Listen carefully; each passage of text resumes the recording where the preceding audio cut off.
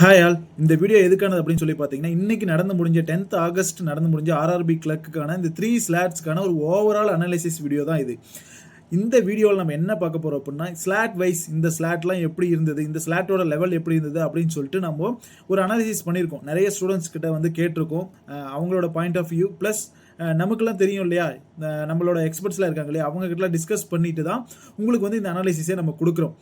நம்ம இதில் என்ன பார்க்க போகிறோம் அப்படின்னா, first slot, second slot, third ஸ்லாட்லாம் எப்படி இருந்தது, இந்த ஸ்லாட்லாம் இவ்வளோ அட்டம் கொடுத்தவங்களாம் நெக்ஸ்ட் எக்ஸாமுக்கு எப்படி படிக்கலாம், plus next upcoming 17th and 18th வந்து பார்த்தீங்கன்னா 17th 4 ஸ்லாட்ஸ் இருக்குது, 18th 4 ஸ்லாட்ஸ் இருக்குது. இவங்கலாம் வந்து பார்த்தீங்கன்னா எப்படி உங்களோட ப்ரிப்பரேஷன் பண்ணலாம், இன்னைக்கு எக்ஸாம் முடிச்சவங்க இதுக்கப்புறம் மெயின்ஸுக்கு படிக்கலாமா, இல்லை ப்ரிலிம்ஸ் ஐபிபிஎஸ் கிளர்க் ப்ரிலிம்ஸ் வருதுலே, ஐபிபிஎஸ் கிளர்க்கு ப்ரிலிம்ஸுக்கு வந்து ப்ரிப்பேர் பண்ணலாமா அப்படிங்கிற எல்லாமே இந்த ஒரு ஷார்ட் வீடியோவை நம்ம பார்த்துடலாம்.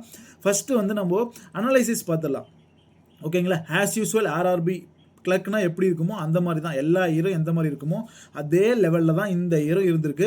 பெருசாக வந்து பார்த்தீங்கன்னா டிஃபிகல்ட்டி லெவல் வந்து பெருசாக மேஜராக சேஞ்ச் ஆகலை. டிஃபிகல்ட்டி லெவல் ஃபேஸ் பண்ணியிருக்கலாம். எங்கே ஃபேஸ் பண்ணியிருக்கலாம் அப்படின்னா, செக்ஷனல் டைம் புதுசாக இன்ட்ரடியூஸ் பண்ணிட்டாங்க. ரீசனிங்க்கு 25 மினிட்ஸ், குவான்ஸுக்கு 20 மினிட்ஸ். ஓகே, நான் ரீசனிங் பார்ட்டை வந்து ஈஸியாக போட்டுருவேன், ஆனால் எனக்கு குவான்ஸ் பார்ட்டுக்கு தான் இன்னும் அதிக டைம் வேணும் அப்படின்னு யோசிச்சவங்களுக்கு அதுவே ஒரு மைண்டில் ஒரு ஃபிக்ஸ் ஆகிடும். அதனாலே வந்து பார்த்தீங்கன்னா வச்சுக்கோங்களேன், அவங்களோட கொஞ்சம் அட்டம்ப்ட்டை ஏற்றி கொடுக்க முடியாமல் போயிருக்கலாம். ஒரு சிலர் வந்து பார்த்தீங்கன்னா அந்த செக்ஷனல் டைமுக்கு அடாப்ட் ஆகிட்டுப்பாங்க. ஆல்ரெடி நமக்கு வந்து எக்ஸாம் வரதுக்கு ஒரு 10 days முன்னாடி தெரிஞ்சிருச்சு.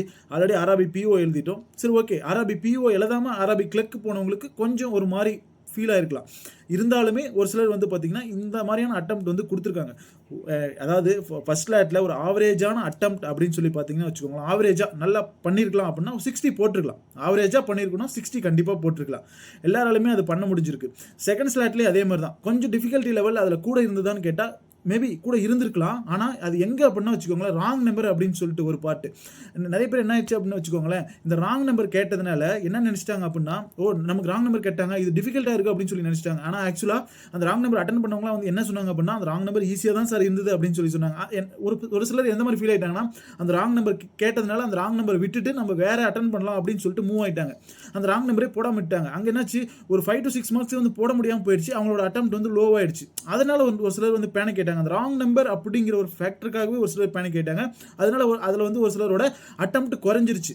ஓகேங்களா? அட்டெம்ப்ட் குறைஞ்சதுனால இப்போ இந்த நார்மலைசேஷனில் இந்த பேட்சுக்கு வந்து பார்த்தீங்கன்னா இப்போ எல்லாமே ஒரு ஆவரேஜ் 16 சொன்னா ஃபர்ஸ்ட் ஸ்லாட்டில், இங்கே வந்து பார்த்தீங்கன்னா 58, ஒரு 2 மார்க் டிஃபரன்ஸ் வரதுக்கு வாய்ப்பு இருக்குது. 2 to 3 மார்க் டிஃபரன்ஸ் வரதுக்கு வாய்ப்பு இருக்குது. 57, 58 அந்த மாதிரி டிஃபரன்ஸ் வரதுக்கு வாய்ப்பு இருக்குது. Third slot as usual first slot மாதிரி தான். நம்பர் சீரியஸ் கேட்டாங்க, அதே டிஐ, அதே சிம்பிளிஃபிகேஷன். என்ன இங்கே ஒரே ஒரு டிஃபரன்ஸ் அப்படின்னா, சிம்பிளிஃபிகேஷன் எல்லா ஸ்லாட்லையும் 2 ஸ்லாட்டில் 15 கேட்டாங்க, இங்கே 14 கேட்டிருக்காங்க. மிஸ்ஸிங் நம்பர் சீரியஸ் 6 கேட்டிருக்காங்க. DI as usual bar graph, line graph, table இந்த மாதிரி தான் எல்லா ஸ்லாட்லையும் கன்ஃபியூஸ் ஆயிருக்கு. ரிமைனிங் கொஸ்டின்ஸ் ஃபுல்லாக அரித்மெட்டிக் கேட்டிருக்காங்க. இங்கே இந்த டைம் என்ன ஆச்சு அப்படின்னா, எல்லா ஸ்லாட்லையுமே எப்படி இருக்கும் அப்படின்னா சீட்டிங் அரேஞ்ச்மெண்ட் இருக்கும், பசல்ஸ் இருக்கும். ஆனால் இன்னைக்கு இந்த டேல எப்படி இருந்திருக்கு அப்படின்னா, ஒன்லி பசல்ஸ் மட்டும் கேட்டிருக்காங்க ஃபர்ஸ்ட் ஷிப்ல. ஆனால் செகண்ட் ஷிப்ல அதை அப்படியே மாற்றிட்டாங்க, தேர்ட் ஷிப்லேயும் மாற்றிட்டாங்க. கொஸ்டின்ஸ் வந்து வேரியேஷன் வந்து பசல்ஸ் வந்து டிஃப்ரெண்ட்டாக காமிக்க ஆரம்பிச்சிட்டாங்க. அது எவரி இயர் நடக்கிறது தான். அது வந்து ஃபர்ஸ்ட் ஸ்லாட்ல இந்த இயர் நடந்ததுனால என்னடா சீட்டிங் அரேஞ்ச்மெண்ட் கேட்கலன்னு ஒரு சிலருக்கு ஒரு வருத்தமாக இருக்கும். சீட்டிங்லாம் கொஞ்சம் ஃபாஸ்ட்டாக போட்டுரும் அப்படின்னு சொல்லிட்டு. ஆனால் பசல்ஸ் வந்து மேஜராக ப்ளே பண்ணியிருக்கு இந்த டைமு. இதுதான் நடந்திருக்கு. ஸோ அதனால வந்து பார்த்தீங்கன்னா ஒரு தமிழ்நாட்டில் வந்து பார்த்தீங்கன்னா ஒரு 57+ போட்டிருக்கீங்க இல்லையா, 57+ போட்டவங்க எல்லாமே இப்போ இன்னைக்கு முடிஞ்சதில்ல. 57 போட்டவங்க ப்ளஸ் எல்லாமே கொஞ்சம் ஓப்போடு இருக்கலாம். ஏன்னா நெக்ஸ்ட் இன்னும் வந்து ஒரு 8 ஸ்லாட்ஸ் இருக்கு. எல்லாமே டிசைட் பண்ணிட்டு நம்ம சொல்லலாம். இன்னைக்கு ஈஸியாக இருந்த மாதிரியே தான் அடுத்த ஸ்லாட் இருக்கும் அப்படின்னு சொல்ல முடியாது. கொஞ்சம் மாடரேட் லெவல் இன்க்ரீஸ் பண்ணலாம். அது என்னன்னாலும் நடக்கலாம் இல்லையா. அதனால நீங்கள் எல்லாத்துக்குமே ப்ரிப்பேர்டாக இருங்க. ஸோ 57+ போட்டவங்களா ஓப்போடு இருங்க. ஐபிபிஎஸ் கிளர்க் உங்களுக்கு எக்ஸாம்ஸ் வந்து பார்த்தீங்கன்னா அடுத்து இந்த வீக், கம்மிங் வீக் இல்லாமல் நெக்ஸ்ட் வீக்லேருந்து ஸ்டார்ட் ஆக போகுது. ஆர்ஆர்பி பிஓ நல்லா பண்ணியிருப்பீங்க, இந்த கிளர்க்லையுமே 57+ போட்டிருப்பீங்க. ஸோ உங்களோட ப்ரிப்பரேஷன் எல்லாமே நீங்கள் வந்து பார்த்தீங்கன்னா எப்பயுமே லோ பண்ணிக்காதீங்க, இன்க்ரீஸ் பண்ணிட்டே இருங்க. இது வரைக்கும் ஆர்ஆர்பிக்காக நம்ம ப்ரிப்பேர் பண்ணியிருப்போம் பிலிம்ஸ் லெவலில். மெயின்ஸ்க்காக ப்ரிப்பேர் பண்ணாமல் இருந்தீங்கன்னா மெயின்ஸ்க்காக ப்ரிப்பேர் பண்ணுங்க, சிஏ படிங்க. ப்ளஸ் வந்து இன்னொரு விஷயம் என்ன அப்படின்னா, இங்கிலீஷுங்கிற அப்படிங்கிற ஒரு ஃபேக்டரி வந்து ஒரு சிலர் மறந்துருப்பீங்க. அந்த இங்கிலீஷுங்கிறத வந்து நிறைய டெஸ்ட் போட்டு பாருங்க, இங்கிலீஷ் செக்ஷனல் டெஸ்ட் நிறைய போட்டு பாருங்க. இங்கிலீஷில் டவுட் ஏதாவது இருந்துச்சு அப்படின்னா நிறைய யூடியூப்ஸில் வந்து உங்களுக்கு ரெஃபர் பண்ணிக்கோங்க. நிறைய என்ன சொல்கிறது, எரர் ஸ்பாட்டிங், இந்த மாதிரி என்ன சொல்கிறது, க்ளோஸ் டெஸ்ட்டு, வெக்காபு, இதெல்லாம் வந்து பார்த்தீங்கன்னா கொஞ்சம் இம்ப்ரூவ் பண்ணிக்கோங்க. உங்களை நீங்களே இம்ப்ரூவ் பண்ணிக்கோங்க. அதுதான் அப்கமிங் எக்ஸாம்ஸ்க்கு வந்து பார்த்தீங்கன்னா உங்களை மோல்ட் பண்ணி கொண்டு போகும். ஏன்னா இதுக்கு மேலே வந்து இங்கிலீஷ் வந்துருச்சு. இங்கிலீஷ் கண்டிப்பாக வேணும். செக்ஷனல் கட் ஆஃப் நம்ம கிளியர் பண்ணணும். அதை கிளியர் பண்ணாமல் போயிடக்கூடாது. அதுக்காக தான் நான் இவ்வளோ தூரம் சொல்கிறேன். ஓகேங்களா?